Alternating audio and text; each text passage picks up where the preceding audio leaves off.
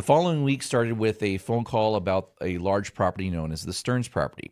That property has attracted interest from multiple developers over time, including most recently the proposed but now defunct Oak Valley North project. But it also has significant infrastructure challenges.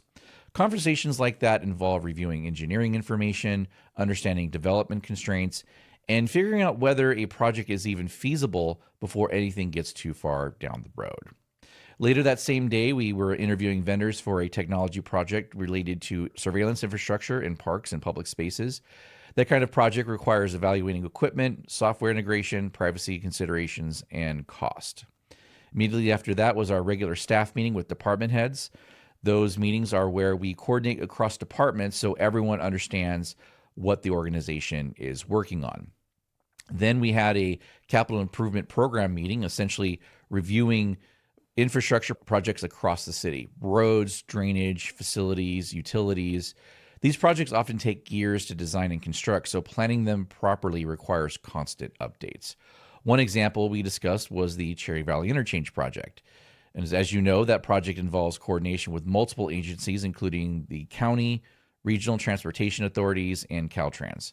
Funding sources include grants, regional funding, and federal earmarks.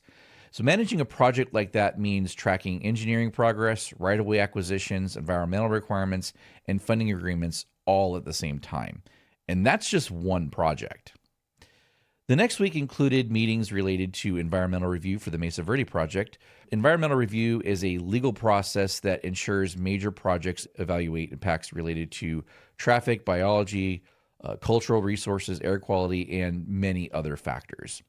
Those meetings involve planners, engineers, attorneys, and environmental consultants working through technical issues to make sure the project is legally sound.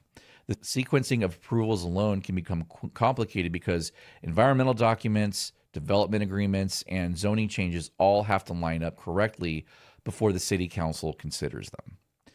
Later that week, I had a call with congressional staff regarding a federal grant application for the Cherry Valley Boulevard Interchange, and it required coordination with engineers, consultants, and federal representatives to make sure the application aligns with federal funding priorities. In between those conversations, I also had a meeting with a consultant working on the city's economic development website, a phone call regarding an easement issue along Calimesa Creek, and a standing meeting with stakeholders related to the Oak Valley Town Center. So again, transportation, environmental law, economic development, flood control infrastructure, and federal funding, all within a few days.